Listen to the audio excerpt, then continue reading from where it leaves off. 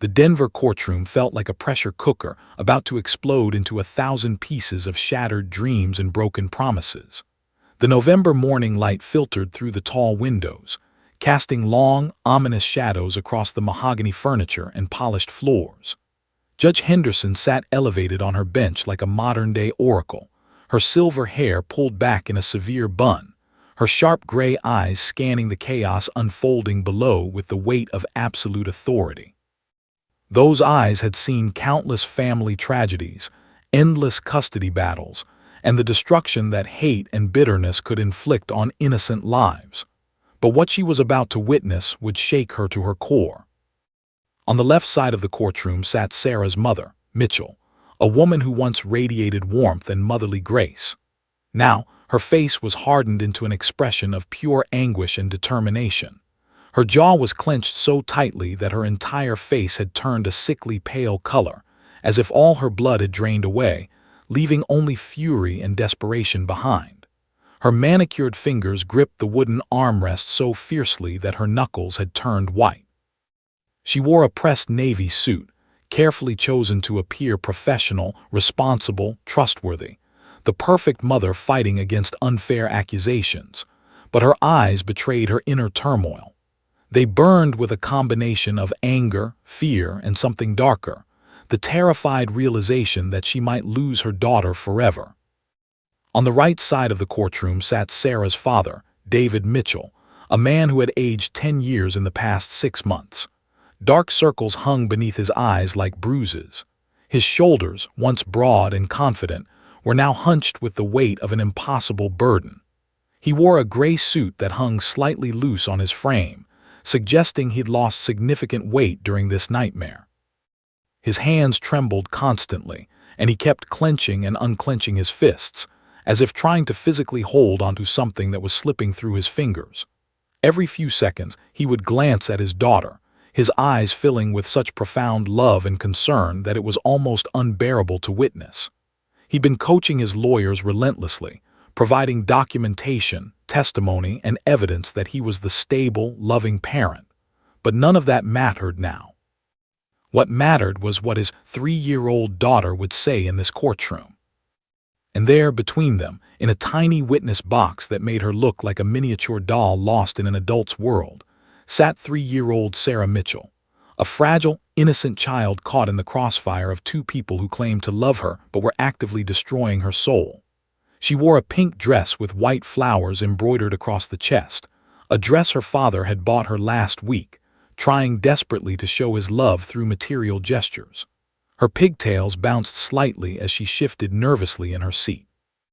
Her small feet, dangling in white socks and patent leather shoes, swung back and forth, never quite reaching the floor. But what was most heartbreaking were her eyes, those enormous, terrified blue eyes that held the weight of a question no 3-year-old should ever have to answer. Which parent do you love more? Where do you feel safer? The courtroom itself seemed to hold its breath. Court officers stood silently at their posts. The court reporter's fingers rested above her keyboard, waiting to record every word. Several attorneys sat at tables covered with files and legal pads, their expressions ranging from sympathetic to coldly calculated. Social workers and child advocates lined the gallery, their faces reflecting the gravity of the moment. This wasn't just another custody case. This was about a child's psychological survival, her emotional, her entire future. Sarah's mother had accused the father of emotional coldness and neglect. She claimed he traveled too much for work, left her alone, failed to provide the nurturing a young child desperately needed. Her lawyers had prepared testimony from her own witnesses, relatives who would swear she was the perfect, devoted mother. They had documents showing every pediatrician visit, every educational toy she'd purchased, every moment of care she'd provided. But Sarah's father had his own ammunition. He had documented instances of her explosive anger, her unpredictable mood swings, her tendency to use Sarah as a pawn in their relationship conflicts. He had text messages where Sarah's mother explicitly said she would use the child as leverage to get what she wanted in the divorce. He had witness statements from neighbors who'd heard yelling and screaming coming from the mother's home late into the night. He had reports from Sarah's preschool teachers, noting that she seemed anxious and withdrawn on days when she returned from her mother's house, but happier and more confident when she was with him. But testimony is just words. Words can be twisted, manipulated, and weaponized. What the court truly needed was the voice of the child herself, the one person whose testimony couldn't be scripted or coached, the one person who genuinely loved both parents unconditionally but could still recognize which home felt safe. The problem was that Sarah had been coached relentlessly by both parents. During visits with her mother, she'd been subtly and not so subtly told to say negative things about her father. She'd heard her mother say things like, "Your daddy doesn't really love you like I do. That's why he leaves you alone so much." During visits with her father, she'd heard similar manipulation. "Mommy gets very angry, doesn't she? It's okay to tell the judge about that." Sarah was confused, traumatized, and emotionally fragmented. She didn't understand why her family was destroyed. She didn't comprehend that she was being weaponized in an adult's bitter fight for power and control. All she knew was fear, confusion, and the desperate desire to please both parents while losing pieces of herself in the process. She'd been having nightmares. She'd regressed to thumb-sucking, something she'd stopped doing a year ago. She had developed a nervous habit of picking at her cuticles until they bled. She cried frequently for no apparent reason. Her preschool teacher had noted significant behavioral changes. A child psychologist had been assigned to evaluate her, but even trained professionals struggled to get honest testimony from a traumatized 3-year-old in a formal courtroom setting. As Sarah sat in that witness box, her entire body language screamed terror. Her small shoulders were hunched. She was twisting her hands nervously in her lap.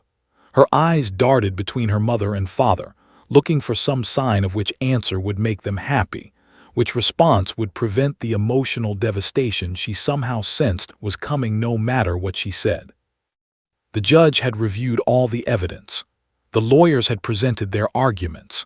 Now, the court needed to hear from the most important witness of all, the child whose life hung in the balance. Sarah Mitchell sat waiting, completely unaware of the magnitude of what was about to unfold, completely unprepared for the impossible burden of adult responsibility that was about to land on her tiny, fragile shoulders. But then something extraordinary happened. Officer stood up at the back of the courtroom and walked forward with Duke, a magnificently muscled 4-year-old German shepherd whose presence immediately commanded respect and shifted the energy of the entire room. Duke's chocolate-brown coat gleamed under the fluorescent lights like polished mahogany. His dark, intelligent eyes reflected wisdom beyond his years. And as he entered the courtroom, something magical began to happen. Sarah's entire body language transformed in an instant. Her fear didn't completely disappear, but it shifted into something different: curiosity, hope, connection. The courtroom gasped collectively. Some lawyers whispered nervously, but everyone present sensed they were about to witness something unprecedented, something that would transcend traditional law and justice itself. The dog's arrival marked the exact moment everything would change forever. Sarah's nightmare didn't begin on the day her parents announced the divorce. It didn't start when lawyers were hired or court dates were scheduled. No, her descent into a fractured reality began 6 months earlier, on an ordinary Tuesday evening, when everything her small world was built upon began to crumble like ancient stone, exposed to the elements for the first time in centuries. Before that night, Sarah had lived in what she believed was a perfect world. Her parents loved each other, or at least that's what she thought. She had a beautiful house with a backyard where she could play. She had toys organized neatly on shelves. She had 2 people who seemed to exist solely to make her happy. Her mother would braid her hair every morning and kiss the top of her head. Her father, David, would scoop her up in his strong arms and throw her in the air, catching her while she squealed with delight. They were a family, a unit, something solid and unbreakable. But families, Sarah would learn far too young, are not as solid as they appear. It started with tension that Sarah couldn't quite understand. Her parents stopped laughing together. The easy affection between them, the hand-holding, the gentle touches, the warm smiles, all disappeared like water evaporating in the summer sun. Instead, there was a new kind of energy in the house. Electricity. Not the good kind that came from excitement, but the bad kind that came from a storm about to break. Sarah's mother began spending more time on her phone, texting late into the night. Her father started working longer hours at the office, sometimes not coming home until Sarah was already asleep. When they were both home, they occupied different rooms. The kitchen had become her mother's domain. The study had become her father's refuge. They moved around each other like planets in different orbits, never colliding but never connecting either. Then came the first big fight. Sarah was in her bedroom playing with her dolls when she heard raised voices coming from downstairs. At first, she couldn't make out the words, but the tone was unmistakable. Anger, frustration, hurt. She put her hands over her ears, but she could still hear the muffled shouting. Her mother's voice got louder. Her father responded with cold, cutting words. Back and forth, escalating with each exchange. Like a tennis match where both players were trying to destroy their opponent rather than win the game. Sarah sat frozen on her bedroom floor, her small body trembling. She didn't understand what was being said, but she understood the feeling. This was bad. This was wrong. This was the sound of her world breaking apart. The fights became a regular occurrence. Almost every evening, there would be yelling from somewhere in the house. Sometimes it was in the kitchen. Sometimes it was in the bedroom. Once, Sarah heard her mother shouting so loudly that she was certain the neighbors could hear her. The words were brutal, accusatory, designed to wound rather than resolve. Her father would respond with cold silence, which somehow seemed even more devastating than yelling back would have been. Sarah developed a coping mechanism. Whenever she heard the first signs of tension, the sharp tone of voice, the accusatory language, she would retreat to her bedroom and turn up the volume on her children's music box, trying to drown out the sounds of her parents' destruction. She would hug her stuffed animals tightly, whispering to them that everything would be okay, even though she didn't believe it herself.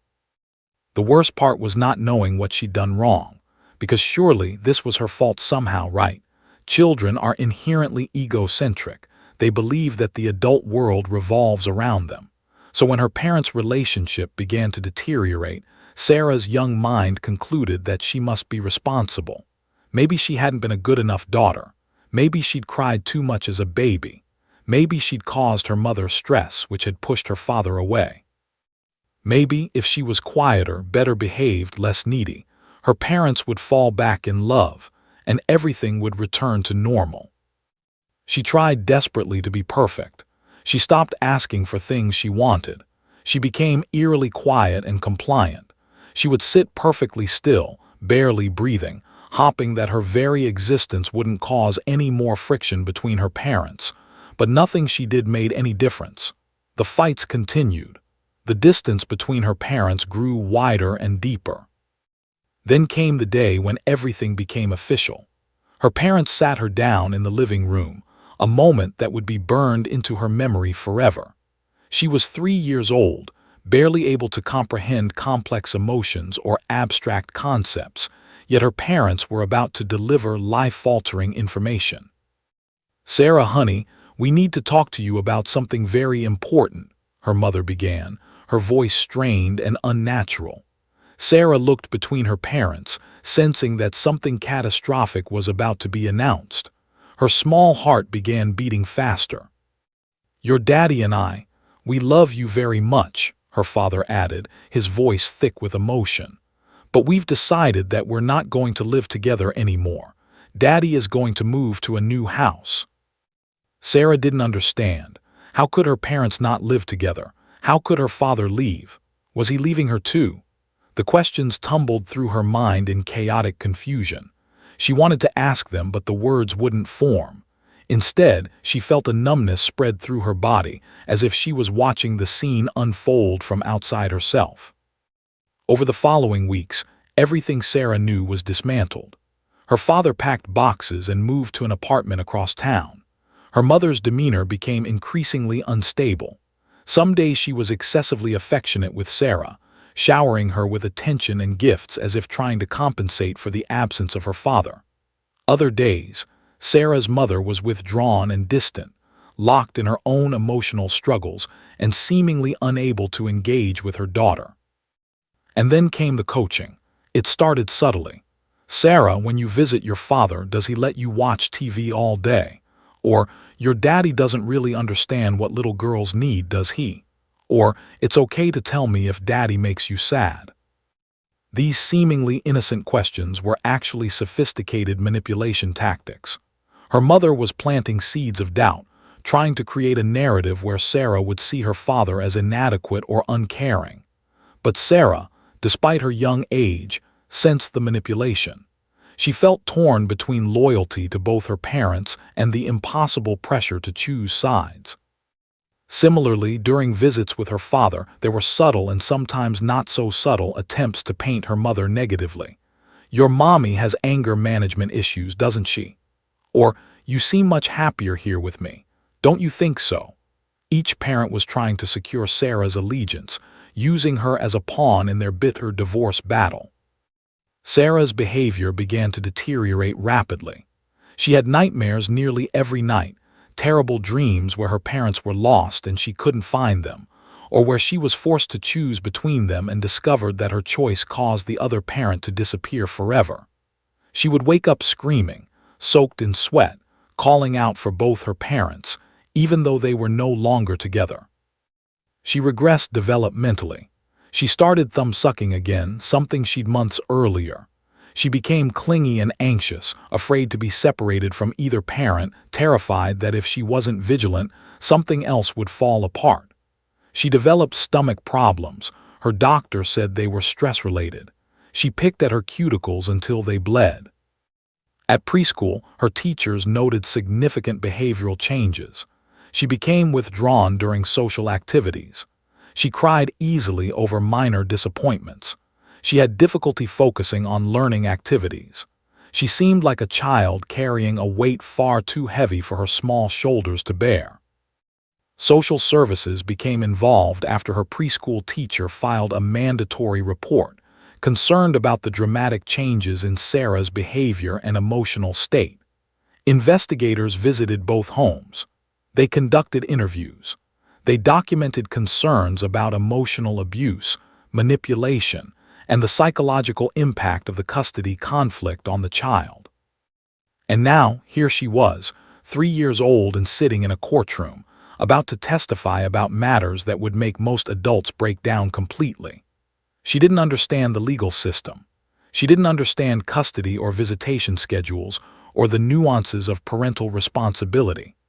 All she knew was that her world had shattered, and somehow, she was expected to hold the pieces together by making an impossible choice between two people she loved desperately. This was Sarah's reality. This was what it meant to be caught in the crossfire of adult bitterness and desperation. This was a child's shattered world, fractured beyond recognition, waiting for someone, anyone, to help her put the pieces back together. Officer had been working in the Denver Police Department's Community Relations Division for 8 years. He'd seen countless cases of family trauma, domestic violence, and the collateral damage that divorce inflicted on innocent children. He'd attended dozens of training seminars on how to interact with traumatized witnesses, especially young children. But nothing in his training had prepared him for the unique challenge of Sarah Mitchell's case. He first learned about Sarah when a social worker reached out to his department specifically requesting his assistance. The case details were heartbreaking. A 3-year-old caught in the middle of a bitter custody dispute, unable to communicate effectively due to trauma and fear, and a court-ordered testimony that would literally determine her future. The social worker, a woman named Dr. Elizabeth Torres, had worked with children for 23 years and had seen the devastating outcomes when traumatized kids were forced to testify in adversarial courtroom environments. "I need your help," Dr. Torres had said during their initial meeting. "Sarah is completely shut down. She won't speak to the court-appointed evaluator. She cries during interviews. She's showing all the classic signs of severe anxiety and emotional trauma, and now she's expected to testify in a formal courtroom setting. It's going to destroy her. Had listened carefully, understanding the gravity of the situation. But he had an idea, one that had been percolating in his mind for months based on his work with therapy animals in other contexts. What if we brought Duke? He'd asked. My German Shepherd. Dr. Torres had looked at him with initial skepticism. A dog, in a courtroom, during testimony. Hear me out, had said. He'd explained his theory, one grounded in research about animal-assisted therapy, and the unique way animals could bypass psychological defenses that were built up around traumatized humans. Animals don't judge. They don't demand answers. They don't manipulate or coach.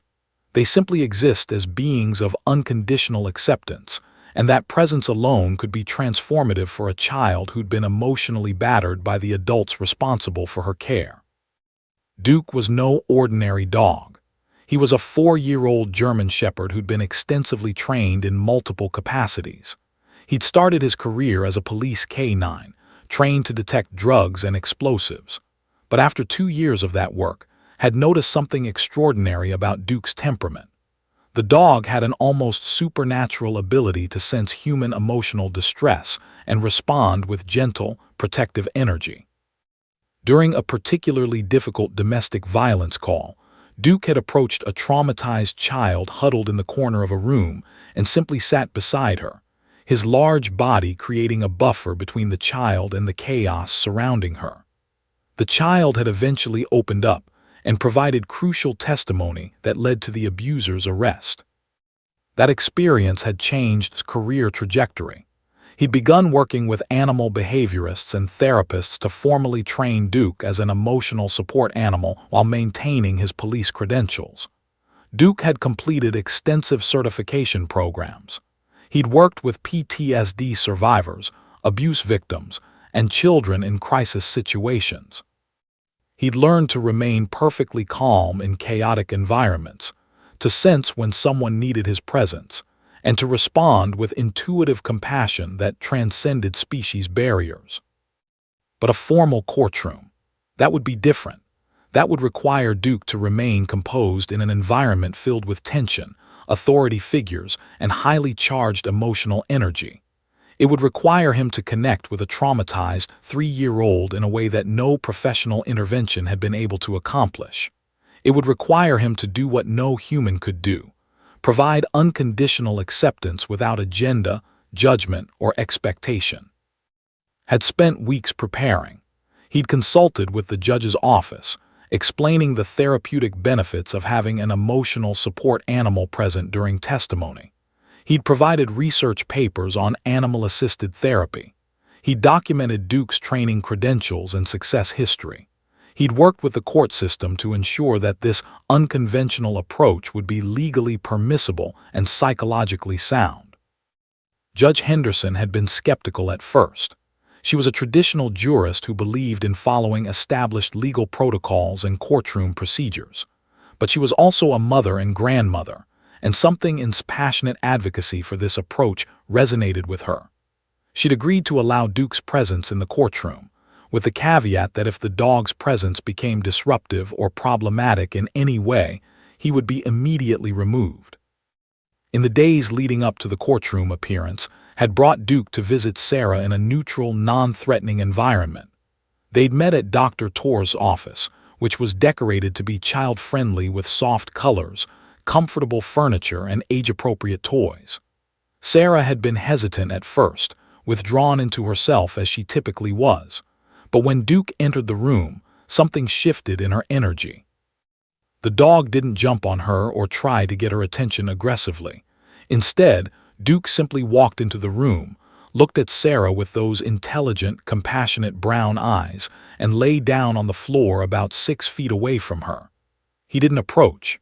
He didn't demand interaction. He simply existed as a calm, peaceful presence in the room. Sarah had watched the dog carefully for several minutes, her gaze never wavering. Then, with hesitant movements, she'd crawled closer. Duke had remained perfectly still, allowing her to approach at her own pace to set the boundaries of their interaction. When she was finally within reach, Sarah had placed her tiny hand on Duke's chest and felt his heartbeat, steady, strong, grounding. The dog had turned his head slightly to look at her, and in that moment a connection had formed that words could never capture. Over the next several visits, Sarah's comfort with Duke had grown exponentially. She'd begun talking more in his presence, asking questions about the dog, showing curiosity that had been absent in all her previous interactions with professionals. She'd even actually laughed, when Duke had playfully nudged her hand with his nose during one session. Understood what was happening on a neurological level. When trauma victims are in the presence of a calm animal, their nervous system downregulates. The amygdala, the brain's fear center, becomes less activated. The cortisol and adrenaline levels drop. The body enters a state of relative safety that allows for emotional processing and authentic communication. Sarah wasn't healing from her trauma in these short visits, but she was experiencing moments of genuine peace, moments where she could simply be a child rather than a pawn in an adult's game. On the morning of the courtroom testimony, had groomed Duke meticulously. The dog's coat gleamed like polished mahogany. His leash was pristine leather. His collar had been checked for any potential distractions. Had also taken Duke for an extended walk that morning, allowing the dog to burn off excess energy so he would be calm and focused during the testimony. As they'd walked into the courthouse, had felt a mixture of hope and anxiety. He knew what was at stake. He knew that this unconventional approach could either be the key to unlocking Sarah's testimony or a complete disaster that would traumatize her further and damage any remaining trust she had in adults. But he also knew Duke. He knew his dog's heart, his instincts, his unwavering commitment to protecting and comforting those who were suffering. When they'd entered the courtroom, the energy had shifted immediately. Lawyers had looked up from their papers with expressions ranging from curiosity to skepticism. Sarah's mother had frowned, confused about why a dog was being brought into the legal proceedings. Sarah's father had leaned forward, his expression hopeful. The judge had nodded a gesture of permission and recognition. But the most important reaction had come from Sarah herself. When the small girl had seen Duke enter the courtroom, her entire body language had transformed. The tension in her shoulders had relaxed.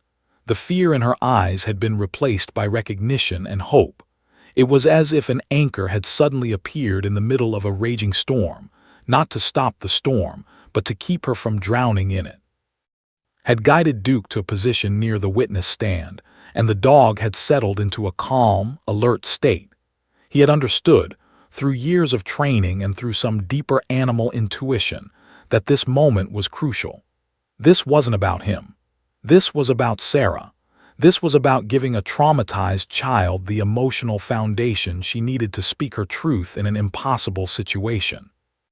As watched from across the courtroom, he realized that everything that had led to this moment, Duke's training, his own career trajectory, the social worker's call for help, the judge's willingness to allow this unconventional approach, had all been building toward something extraordinary. What he was about to witness would change not just Sarah's life, but potentially transform how the entire justice system treated vulnerable children in the future. The first 20 minutes of Sarah's testimony had been agonizing to witness. Judge Henderson had conducted gentle questioning, trying to establish basic facts about Sarah's living situation and daily routines. But getting coherent answers from a traumatized 3-year-old was like trying to extract water from stone. Sarah's responses were monosyllabic and vague. She would stare down at her lap, occasionally glancing sideways at Duke, as if the dog was the only thing keeping her tethered to reality. The judge had been patient and kind, her voice soft and reassuring. "Sarah, can you tell me about your room at Daddy's house?" Judge Henderson had asked, her question designed to be simple and non-threatening. Sarah had nodded but said nothing. The judge had waited, understanding that silence sometimes required more time to break through. Finally, Sarah had whispered, "It's pink." That was all. One word, barely audible, requiring immense effort from the child to produce. The courtroom had held its collective breath, recognizing the profound difficulty of what was being asked of this small human. Duke had sensed Sarah's distress even from across the courtroom. The dog's ears had perked up slightly. His body had remained perfectly still, but his eyes had never left Sarah's face, maintaining that steady, compassionate gaze that seemed to communicate, "I'm here. You're not alone." Sarah's mother's attorney had been next. His name was Richard, a sharp, aggressive defense lawyer in his early 50s with a reputation for tearing witnesses apart on cross-examination. He'd successfully destroyed countless witnesses in previous cases, not through overt aggression, but through carefully calibrated questioning designed to confuse, contradict, and undermine credibility. He was good at his job, too good, and he was about to deploy his entire arsenal against a traumatized 3-year-old girl. "Sarah," he'd begun, his tone deceptively friendly, "do you have fun at your mother's house?" Sarah had looked confused by the question. She'd glanced at her mother, then back at the lawyer. Sometimes," she'd responded hesitantly.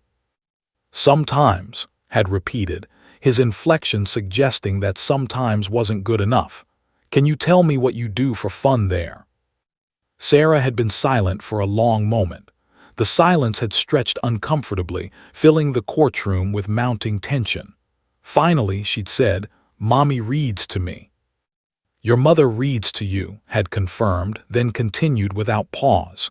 "And your father, does your father read to you?" Again that hesitant pause, "sometimes," had seized on that opening. "So your mother reads to you more than your father does?" Sarah hadn't answered. She just stared at her hands, her small body beginning to tremble slightly. Duke had sensed the shift immediately. The dog's muscles had tensed, his entire being becoming more alert. But he'd remained in place, understanding that this was Sarah's battle to fight, that his job was to be present, not to intervene. The questioning had continued, becoming progressively more pointed. Had asked about times when Sarah's father was too busy for her. He'd asked about instances when she felt scared or lonely at her father's house. He'd constructed his questions with legal precision, each one designed to build a narrative of paternal inadequacy and maternal devotion. And with each question, Sarah had become more withdrawn, more anxious, more trapped. "Has your father ever left you alone, Sarah? Has he gone places and left you by yourself?" Sarah had nodded mutely. "How many times has he done that?" had pressed. I don't know," Sarah had whispered, her voice barely audible. "A lot of times, just a few times, more than your mother has." The questions had become increasingly aggressive, more accusatory in tone. Had been establishing a legal foundation, creating testimony that could be twisted and weaponized against Sarah's father in the final custody decision. And Sarah, completely overwhelmed by the intensity and hostility of the questioning, had begun to crack. Her breathing had become shallow and rapid. Her hands had started shaking. Tears had begun to form in her eyes. The courtroom had become increasingly tense, several observers shifting uncomfortably in their seats, recognizing that something deeply wrong was happening. A child was being psychologically dismantled in real time in the name of justice. Then had asked the question that would break her completely. "Sarah," he'd leaned forward, his voice taking on a sharp, accusatory edge, "who hurt you? Who made you scared? Who made you feel sad? I want you to tell the judge the truth. You can do that, can't you? You can tell the truth." The question was brutal, designed to extract a damaging admission, to get Sarah to say something negative about her father. It was legally inappropriate, psychologically cruel, and completely disproportionate to the emotional resources available to a 3-year-old witness. It was the moment when legal procedure had stopped serving justice and had started committing a different kind of abuse. Sarah's face had crumpled completely. Her entire body had begun to shake. Her breathing had become panicked, almost hyperventilation. Tears had streamed down her face. Her hands had gripped the edge of the witness box so tightly her knuckles had turned white.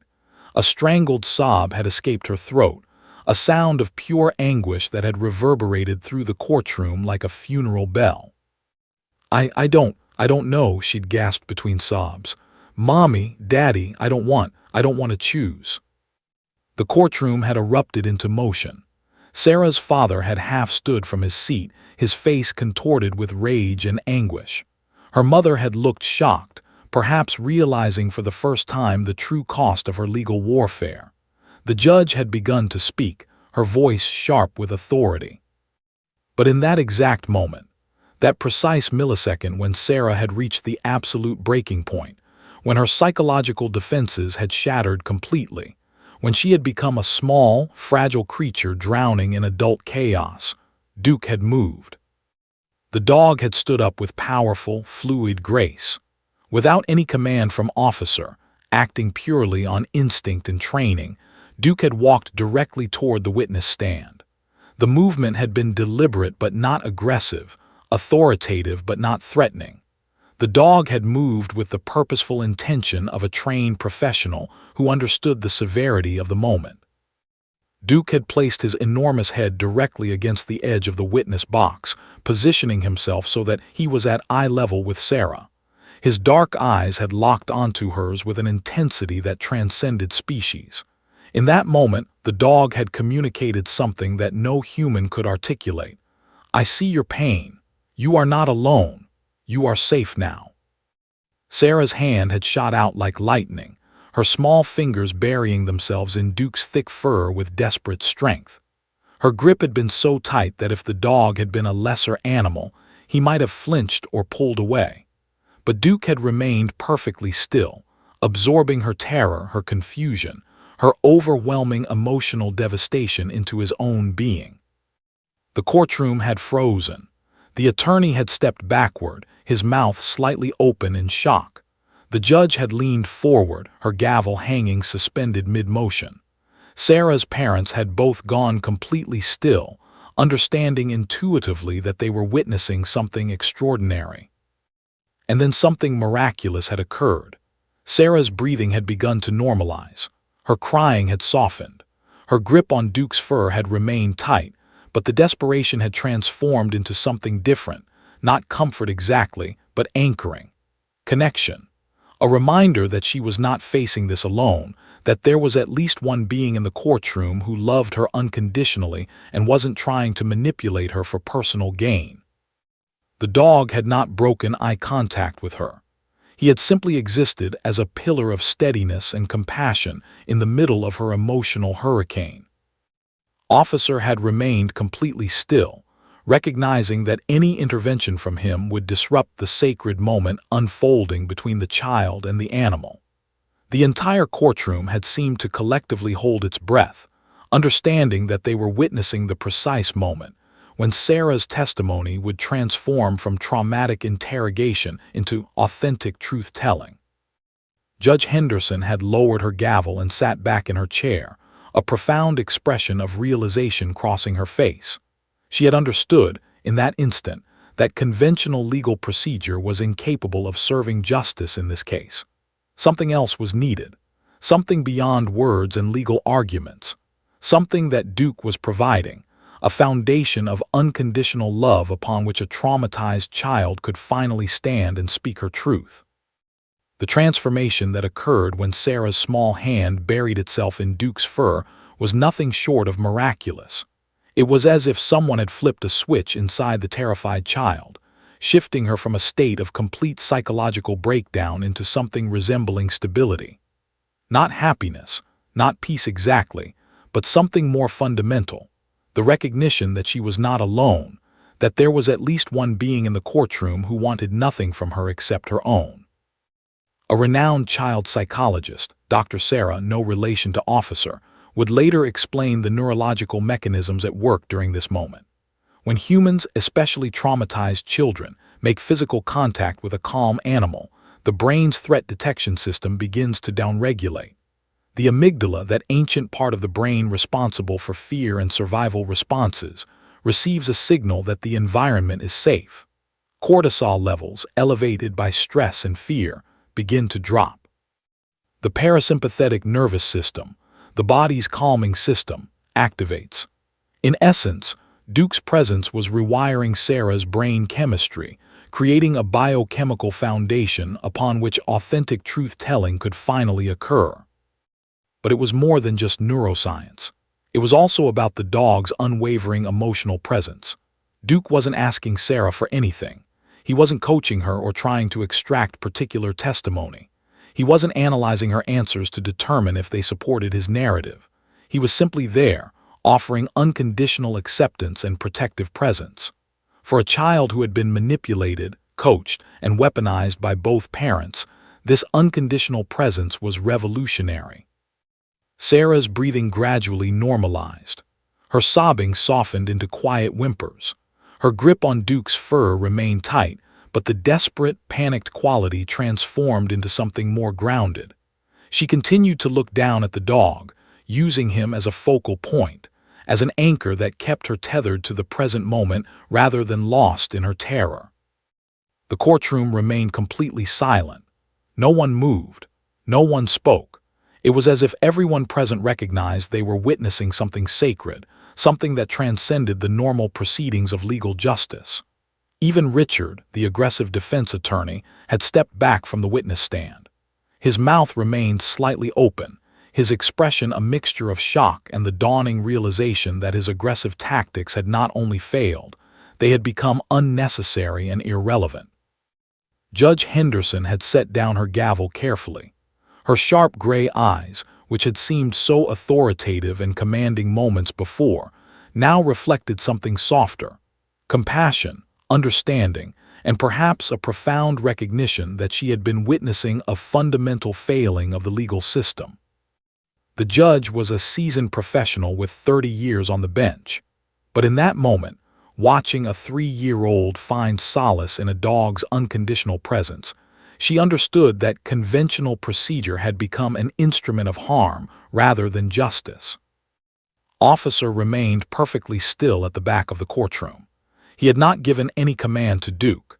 He had not moved or gestured or intervened in any way. He understood intuitively that this moment belonged entirely to Sarah and Duke, that any attempt to control or direct the interaction would diminish its authenticity and power. His role now was to witness, to protect the sacred space that had been created, and to allow the dog to do what he had been trained to do: provide unconditional presence to someone in crisis. After several minutes of silence, during which Sarah's breathing continued to normalize and her trembling gradually subsided, something remarkable happened.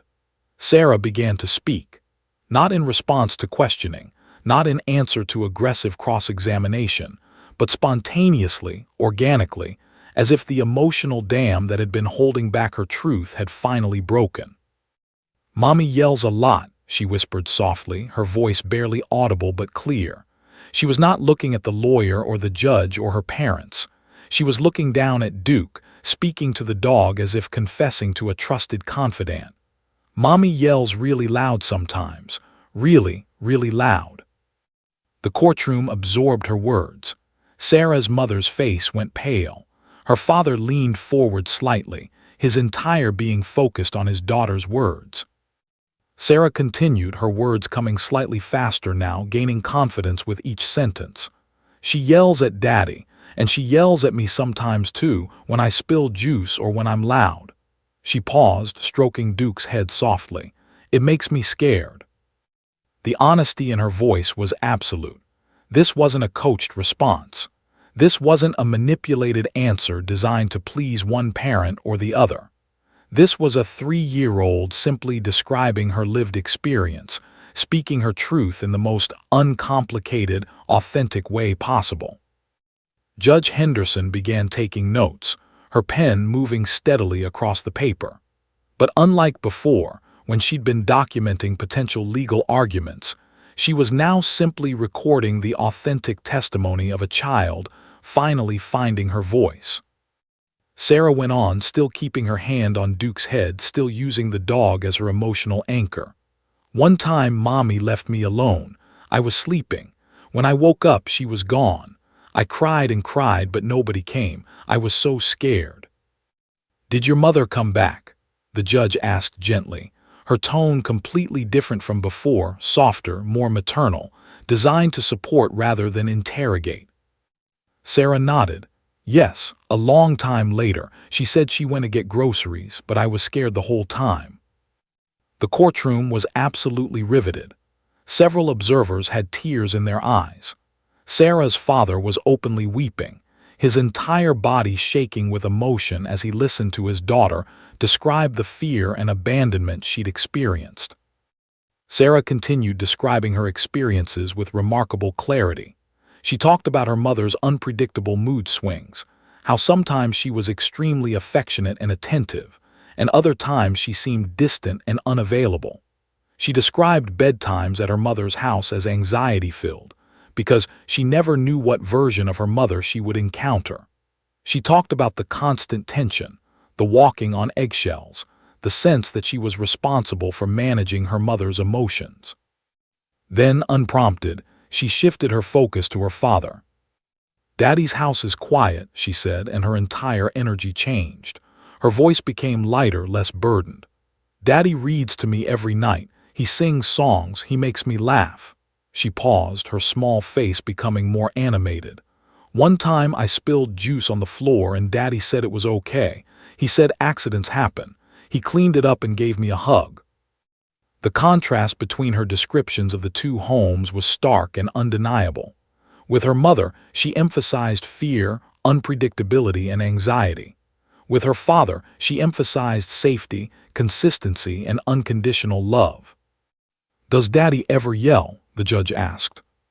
Sarah thought carefully about this, her honesty impressive in its precision. "Sometimes, when I do something really bad, but not like Mommy, and after he says he's sorry, he holds me." As Sarah continued to speak, a complete picture emerged of her lived experience, a picture far more authentic and nuanced than any lawyer's argument could have provided. She wasn't painting either parent as entirely good or entirely bad. She was describing her actual experience with clarity that only a young child could provide, unfiltered by adult complications or legal strategy. Duke remained absolutely still throughout Sarah's testimony, his large body serving as her emotional foundation, his unwavering presence communicating that it was safe to tell the truth. The dog's eyes never left her face. His breathing remained calm and steady. He was a living, breathing reminder that she was safe, that her words mattered, that she was being heard and believed. As Sarah spoke, something profound was happening in the courtroom. The aggressive legal posturing had disappeared. The manipulation and strategic questioning had become irrelevant. All that remained was a terrified child finally finding her voice, finally speaking her truth, finally being heard by the people who held power over her future. The lawyers exchanged glances. Sarah's mother stared down at her hands, her face ashen. Her father's tears continued to flow, but now they seemed to carry a different quality, not just sadness, but recognition that his daughter was finally being allowed to speak authentically about her world. Judge Henderson continued to take notes, but her expression had transformed into something approaching awe. She was witnessing what true justice looked like when it was stripped of procedure and formality, a child telling her truth to a sympathetic listener in a safe environment.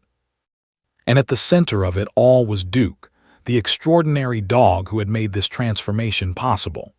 Through his presence, through his unconditional acceptance, through his unwavering emotional support, Duke had accomplished what no lawyer, psychologist, or judge could achieve.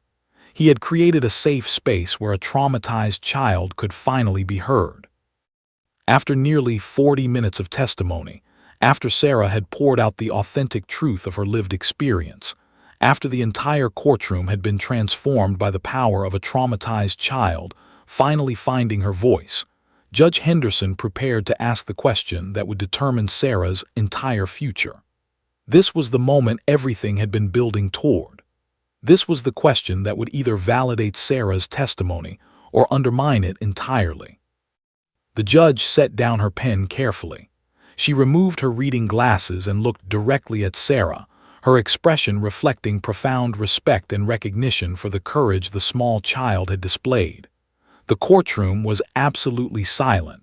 Even the court reporter had paused, understanding that this was a moment of immense significance. "Sarah," the judge began, her voice gentle but carrying the weight of judicial authority, "I need to ask you something very important. Something that's very difficult but very important. Are you ready to answer one more question?" Sarah looked up from Duke's head. For the first time in hours, she made eye contact with the judge, a small gesture that represented monumental progress from the terrified, withdrawn child who had entered the courtroom that morning. She nodded slowly. "Sarah, where do you want to live? Which home makes you feel happy and safe? Where is your home?" The question hung in the air like a suspended moment in time. This was it. This was the moment that would determine custody, visitation, her entire future living situation. This was the moment that no 3-year-old should ever have to navigate, and yet here she was, forced to make a choice that adults had failed to make for her. Sarah was completely still. Her small hand remained embedded in Duke's fur, gripping the dog with steady pressure. She looked down at the dog, not at the judge, not at her mother, not at her father. She looked only at Duke, as if the dog held the answer to this impossible question. The silence stretched. Seconds felt like minutes. Everyone in the courtroom seemed to be holding their breath simultaneously, as if the entire room had become one collective organism waiting for Sarah to speak. And then, in a voice that was small but absolutely clear, absolutely certain, absolutely unwavering, Sarah spoke 2 words that would echo through the Denver courthouse for decades to come. "Duke's house." The courtroom erupted. Sarah's mother gasped, her hand flying to her mouth. For a moment, there was confusion in her expression. Had her daughter really just chosen the dog over her mother? Had she really pointed at an animal and made that declaration? The implications of those 2 words began to crystallize, and Mitchell's face crumpled with devastation and disbelief. Sarah's father's reaction was completely different. His entire body convulsed with emotion. Tears streamed down his face, and his shoulders shook with profound sobs. But they weren't tears of joy entirely. They were tears of heartbreak for what his daughter had endured, tears of validation that his love and care had been recognized, tears of overwhelming relief that she would finally be safe. Richard, the aggressive defense attorney, stood frozen, his mouth slightly open, his carefully constructed legal strategy rendered completely irrelevant by 2 words from a 3-year-old. Several attorneys jumped to their feet. The court reporter continued typing frantically, documenting every moment of this unprecedented testimony. Some observers in the gallery openly wept. One social worker covered her face with her hands, her shoulders shaking with emotion. Judge Henderson remained composed, but her eyes glistened with tears. She set down her pen and leaned forward slightly, giving Sarah her complete, undivided attention. But Sarah wasn't finished. With the ice broken, with her truth finally flowing freely, she continued speaking. Her small voice grew stronger, more confident. "I want to live at Duke's house, where Duke lives, with the person who gives me love like Duke gives me love." The clarity and poetic wisdom in those words, spoken by a 3-year-old, left the entire courtroom breathless. She had articulated something that transcended legal arguments and psychological evaluations. She had described the fundamental need that all children have: to be loved unconditionally, to be cared for without manipulation, to live in an environment where love is expressed freely and without condition. Officer stood at the back of the courtroom, tears flowing freely down his own face. He placed his hand on his service weapon belt, a gesture of steadiness, as he processed the profound significance of what was unfolding. His dog had accomplished what no human intervention could achieve. Duke had not just provided comfort, he had facilitated authentic truth-telling that would change the entire trajectory of a child's life. Judge Henderson raised her hand slightly, signaling for order in the courtroom. The chaos gradually subsided, though the emotional intensity remained palpable in every corner of the room. "Sarah," the judge said softly, "can you help me understand what you mean? You said Duke's house. Can you tell me more about that?" Sarah nodded, her confidence growing with each moment. The dog's presence had given her the strength to continue, to elaborate, to make herself completely understood. "Duke lives at Daddy's house," she explained, her words simple and direct. "When Duke is there, I feel safe. Duke doesn't yell. Duke loves me. And Daddy loves me like Duke loves me, safe and quiet and nice." She paused, her small face becoming more serious, more thoughtful. "Mommy loves me too," she continued, and the courtroom absorbed this nuance with appreciation. Sarah wasn't trying to say her mother didn't love her. She was simply describing the difference between the two homes, the difference in how that love was expressed and felt. "But Mommy's house is scary. Mommy yells. Mommy is sad a lot, and that makes me scared." Judge Henderson took careful notes, her hand moving steadily across the paper. This testimony, these two simple words followed by Sarah's clear explanation, was more powerful than any expert witness, any psychological evaluation, any legal argument could ever be. Sarah continued, speaking with remarkable eloquence for someone so young. "I want to live where it's safe. I want to live at Duke's house. I want to live with Daddy, and with Duke. Duke makes me feel brave. Duke makes me feel like everything will be okay." The courtroom absorbed these words in stunned silence. What Sarah had accomplished in those few minutes was extraordinary.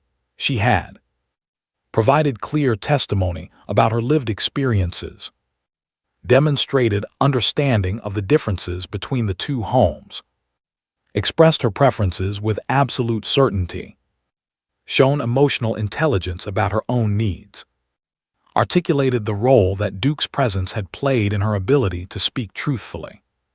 But more importantly, she had demonstrated something that no legal strategy could manufacture: authentic, uncomplicated truth.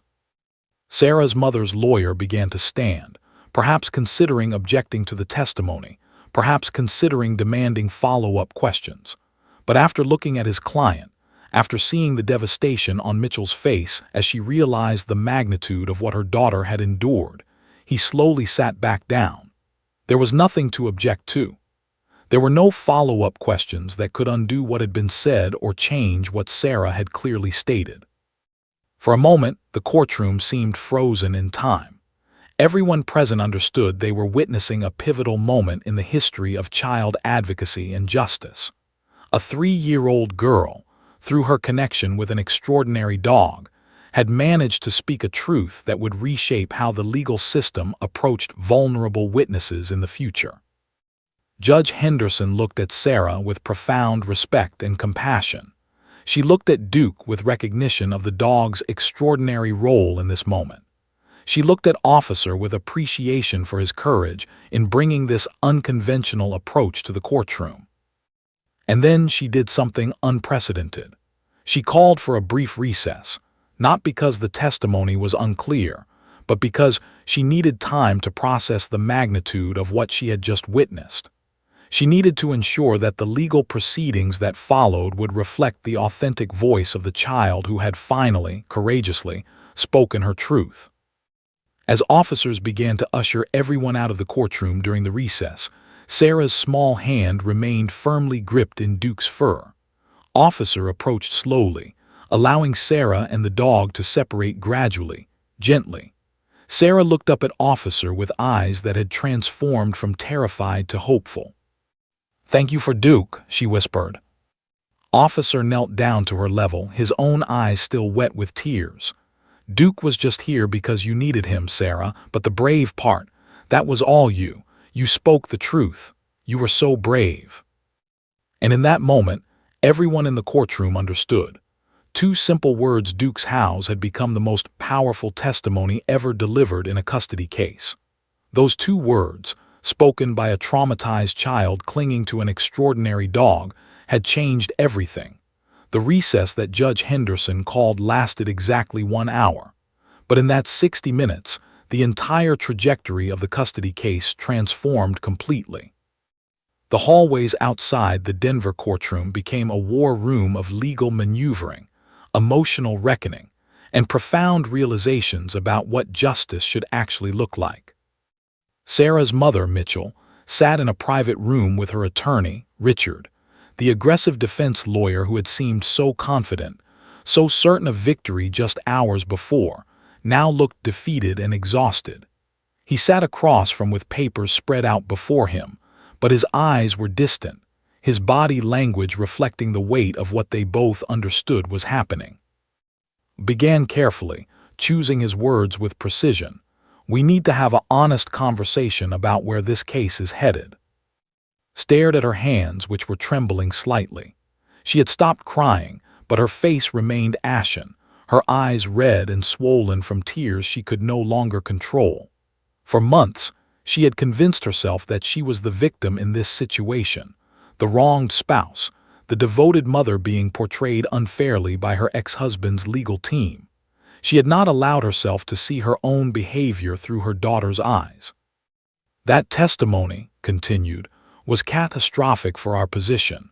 I've been practicing law for 28 years, and I've never seen anything quite like that.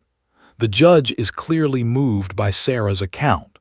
More importantly, the court will be influenced by her clarity and authenticity. But she's only 3, protested weakly. She doesn't understand what she's saying.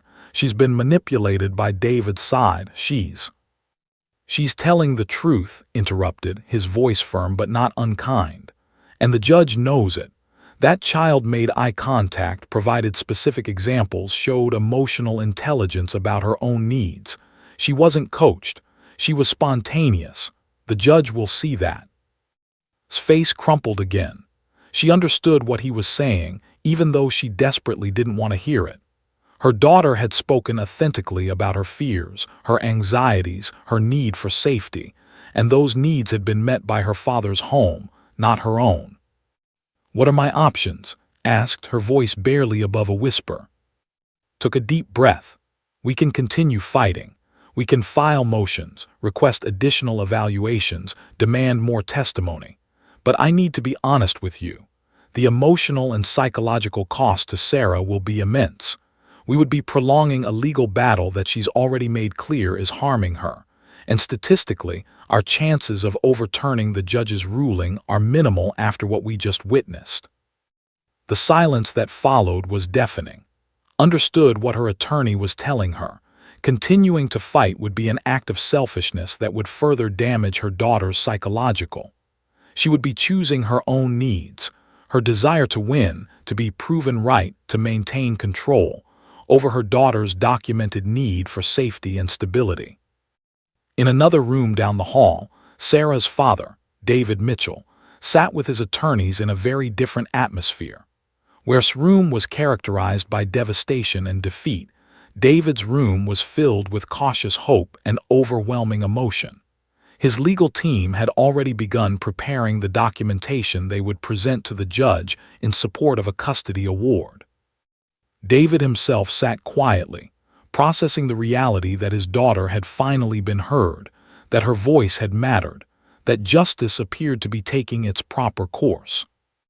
Your daughter was extraordinary in there, his lead attorney, no relation to officer, told him. I've represented parents in custody cases for 15 years, and I've never seen a child articulate her needs so clearly. The judge will have no choice but to award you primary custody. David nodded, but his expression remained somber rather than celebratory. I'm just glad she's finally safe, he said quietly. I'm glad people are listening to her. Placed her hand on his shoulder. You should be proud. You created a home where your daughter felt safe enough to speak her truth. That's everything. As the recess continued, word about Sarah's extraordinary testimony began to spread. Court personnel who had witnessed it spoke in hushed tones about the unprecedented nature of what they had seen. Other lawyers in the building heard about it. By the end of the hour, the case had become the talk of the entire courthouse. When the proceedings resumed, Mitchell made a decision that would demonstrate both her defeat and, ultimately, her willingness to prioritize her daughters over her own need to win. She stood up in the courtroom, her legs slightly unsteady, and requested to speak. Judge Henderson looked at her with surprise but granted the request, approached the bench, her face reflecting the kind of pain that comes from truly recognizing one's own failures as a parent. "Your Honor," she began, her voice cracking, "I've been listening to my daughter's testimony, and I've been hearing what she's been trying to tell me for a long time. I haven't been listening. I've been too caught up in my own anger and hurt to see what my actions have done to her." The courtroom was completely silent. This was unprecedented, a parent publicly acknowledging their failure in the middle of custody proceedings. "Sarah needs to live with her father," continued, her voice growing stronger even as tears flowed down her face. "I can see that now. She needs the stability and safety that he provides, and as much as it breaks my heart to say that, I love my daughter enough to accept that this is what's best for her." Turned to look at David, and for the first time in months, something passed between them that wasn't anger or resentment. It was shared recognition of their daughter's needs and shared responsibility for her. "I will accept whatever custody arrangement the court deems appropriate," said. "I just want my daughter to be safe and happy." Judge Henderson's expression reflected profound respect for this difficult admission. She made notes on her bench, her pen moving steadily. When returned to her seat, she looked smaller somehow, diminished not by weakness but by the weight of genuine self-awareness. Judge Henderson then called for a 15-minute break to review all documentation and prepare her ruling. When she returned, she was carrying handwritten notes on her bench pad, notes she had clearly prepared thoughtfully during the recess. "This case," Judge Henderson began, her voice carrying the weight of judicial authority tempered with compassion, "presents unprecedented circumstances that require careful consideration of the evidence and testimony presented." She reviewed Sarah's statements methodically, noting specific examples the child had provided. She commended the social services team for their thorough investigation. She acknowledged both parents' love for their daughter while recognizing the significant differences in how that love was expressed and received in each home.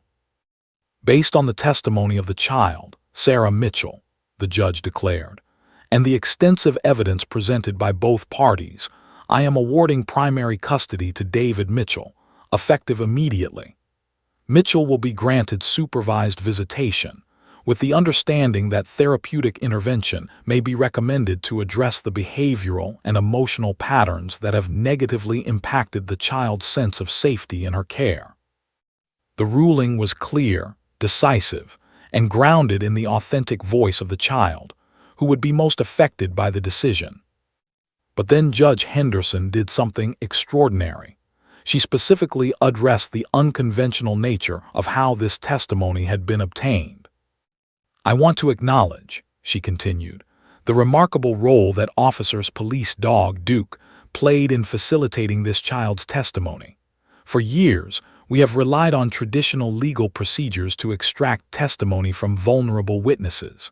Today, I witnessed how those procedures can sometimes harm rather than help. Officer demonstrated the courage to bring an alternative approach to this courtroom. Duke's presence provided this child with the emotional foundation she needed to speak her truth authentically and clearly." Judge Henderson looked directly at Officer, who stood at the back of the courtroom with Duke at his side. "Officer, I am commending you and your partner for extraordinary service to the cause of justice. I am formally recommending that the Denver Police Department and the Colorado Judiciary explore the systematic integration of therapy animals into child testimony proceedings. What happened here today changed not just this case, but potentially the future of how we serve vulnerable witnesses in our legal system."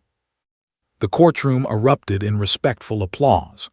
Officer's face flushed with emotion as he placed his hand on Duke's head, the dog's ears perking up slightly at the attention. Sarah's father wept openly, finally allowing himself to fully experience the overwhelming emotion of the moment. His daughter would be safe. His daughter had been heard. His daughter would grow up in an environment where her needs were prioritized and her voice mattered. As the courtroom cleared, David Mitchell approached Officer. The two men shook hands, neither of them needing to speak. Words would be inadequate for the magnitude of gratitude flowing between them. David then knelt down and looked directly into Duke's eyes. "Thank you," he whispered to the dog. "Thank you for being there for my daughter when she needed you most." Duke's tail wagged slowly, the dog's dark eyes reflecting the profound significance of what had just occurred. Mitchell gathered her belongings slowly, her expression reflecting the difficult road of acceptance and growth that lay ahead. She had lost the custody battle, but in losing it, she had gained something far more valuable: the knowledge that her daughter would be safe, and the opportunity to rebuild her relationship with her daughter on the foundation of genuine love rather than control and manipulation.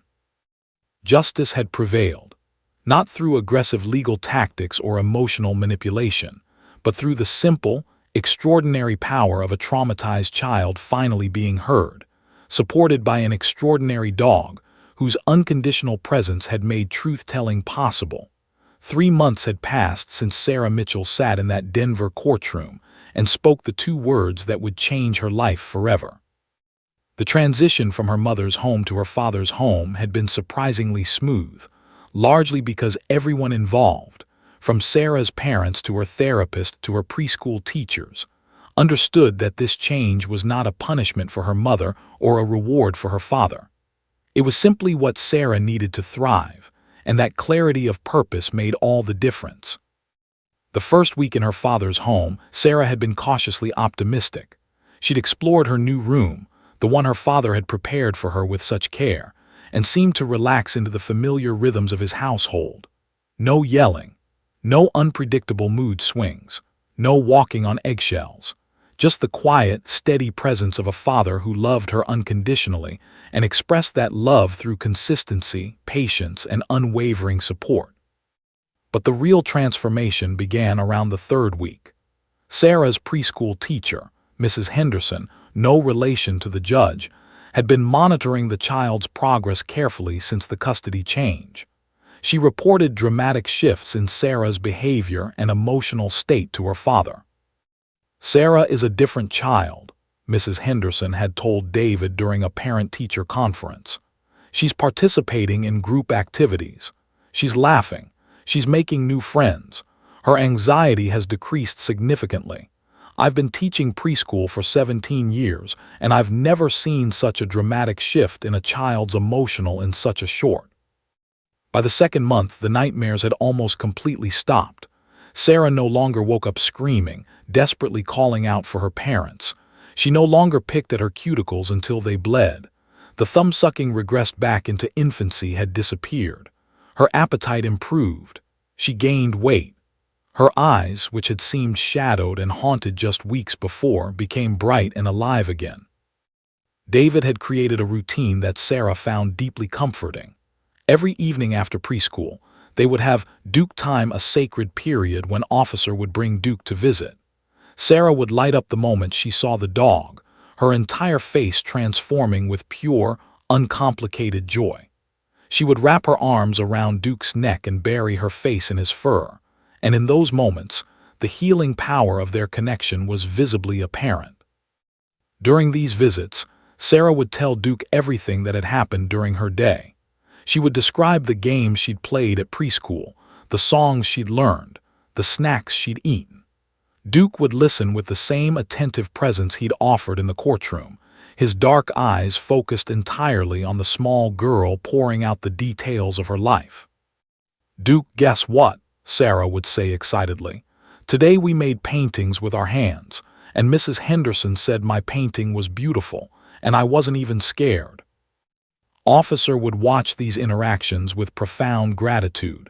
Duke had saved Sarah's life, not literally, but psychologically, emotionally, spiritually. The dog had made it possible for her to speak her truth, and that truth had set her free. By the 3rd month, Sarah had settled completely into her new life. She had grown visibly, not just physically but in confidence and emotional maturity. She no longer flinched at loud noises. She no longer seemed anxious about separation from her father.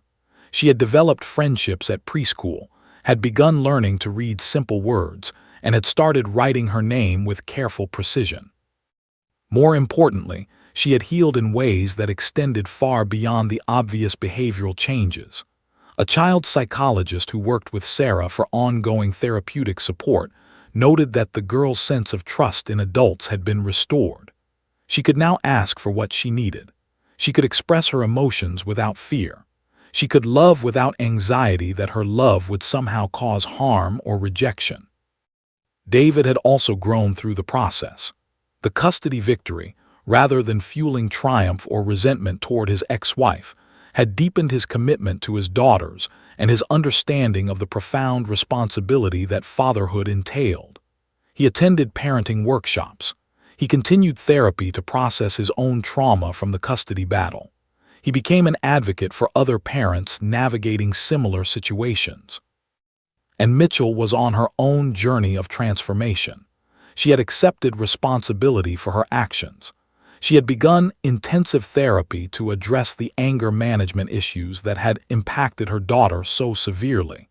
She had started attending support groups for parents struggling with emotional regulation. The supervised visitation arrangement that Judge Henderson had ordered had been going well. Sarah was comfortable during these visits, no longer anxious or fearful, because the visits were structured, predictable, and emotionally safe. During one recent supervised visitation, had looked at her daughter and said something that would have been unimaginable months before. "Sarah, I'm proud of you for being brave in the courtroom. I'm sorry that I made things scary for you. I'm working to be better." Sarah, with the emotional intelligence that trauma had prematurely given her, had hugged her mother and said simply, "I love you, Mommy, but Daddy's house is my home." Had cried, but they were different tears than before, tears of genuine recognition and acceptance rather than tears of loss and bitterness. The case had become legendary in Colorado's legal community. News outlets had picked up the story after Judge Henderson's formal recommendation that therapy animals be incorporated into child testimony proceedings. Legal journals had published articles analyzing the unprecedented nature of Sarah's testimony and the extraordinary role Duke had played. Law schools had begun including the case study in courses on child advocacy and trauma-informed justice. More tangibly, the Denver courthouse and 3 other Colorado courthouses had established formal programs to train and certify therapy animals for use in child testimony proceedings. Judge Henderson had personally overseen the development of guidelines and protocols. Officer had become a consultant, working with other police departments to identify dogs with the temperament and training necessary to support vulnerable witnesses. Duke had become something of a local celebrity. News stations had featured him. Local animal shelters had begun receiving increased donations after the story spread. Children throughout Denver knew about the magic dog who had saved a little girl's life in the courtroom. But for Sarah, Duke remained simply what he had always been, a loyal, loving friend who had appeared at the exact moment when she needed him most. When Officer brought Duke to visit, Sarah would sit quietly beside the dog, her small hand resting on his head, and they would sit together in comfortable silence. Words weren't necessary. The connection transcended language. One afternoon, when Sarah was 4 years old and had been living with her father for over a year, she asked him a profound question. "Daddy, why did Duke come to the courtroom that day?" David thought carefully about how to answer. "Duke came because you needed help telling the truth, sweetheart, and Duke is very good at helping people when they're scared." "Do you think Duke knew I was scared?" Sarah asked. "I think Duke could feel it," David replied. "Animals are very good at knowing when people need help." Sarah nodded thoughtfully. "I'm glad Duke came. Without Duke, I would still be scared all the time." "Me too, baby, me too." Years would pass. Sarah would grow from a traumatized 3-year-old into a resilient, confident child. She would eventually understand, intellectually and emotionally, the full magnitude of what had happened in that courtroom. She would learn about the legal system, about trauma, about the courage it had taken for her to speak her truth. But more importantly, she would grow up knowing that her voice mattered, that speaking her truth had changed not just her own life, but potentially the lives of countless other vulnerable children. She would understand that sometimes the most powerful acts of justice come not from legal precedent or procedural perfection, but from unconditional love and the willingness to let traumatized people speak authentically about their lived experience. At age 12, when Sarah would occasionally see Duke during visits with Officer, now retired but still bringing Duke to community events, her face would still light up with that same brightness and joy.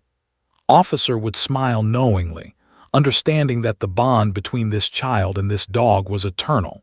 It had been forged in the crucible of shared trauma and shared healing, and it would never be broken. David Mitchell would watch these interactions with quiet gratitude, understanding that his daughter's healing was not something that could be credited to any single person or even a legal system. It was the result of extraordinary circumstances coming together at exactly the right moment. A traumatized child, a loving father, a dedicated police officer, and an extraordinary dog whose unconditional presence had made healing possible. The story of Sarah and Duke would become a symbol throughout Colorado, and eventually throughout the United States, that sometimes the most important victories in the justice system come not when we follow procedure perfectly, but when we have the courage to prioritize the authentic needs and voices of the most vulnerable among us. And at the center of that story would remain one simple truth: that unconditional love, whether offered by a human or an animal, has the power to transform trauma into healing, fear into courage, and silence into the powerful, liberating sound of a child's authentic voice finally being heard.